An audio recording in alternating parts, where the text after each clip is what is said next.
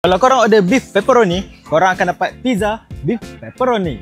Bahan-bahan yang digunakan oleh Nusantara Pizza ni adalah sesuai ataupun okey dengan tekak korang. Sebagai contoh, kita gunakan beef pepperoni, kita guna ayam, kita guna daging dan juga bahan-bahan yang lain dan unik berbanding dengan pizza lain. Korang nak tahu, korang kena datang sendiri rasa. Roti dia bukan sepenuhnya ataupun bukan 100% tepung roti, tapi rasa dia agak berlainan dengan pizza-pizza yang lain. Kalau aku makan, tak ada bau hanya pepperoni, tak ada bau masam, tak ada rasa masam. Memang lah aku boleh cakap kat sini. Okey, bau dia, rasa memang cukup, memang kena, memang ngam dengan tekak kita. Jadi yang mana nak rasa Nusantara Pizza punya pizza ataupun dia punya makanan-makanan yang lain, korang boleh datang ke Nusantara Pizza dan korang boleh waste Nusantara Village Jeram Selangor. Memang kena dengan tekak-tekak orang Melayu, harga yang berpatutan, rasa yang mantap. Yang mana malas nak keluar, malas nak datang sini, malas nak start kereta, start enjin motor, korang boleh tekan link kat bio untuk kita orang hantar sendiri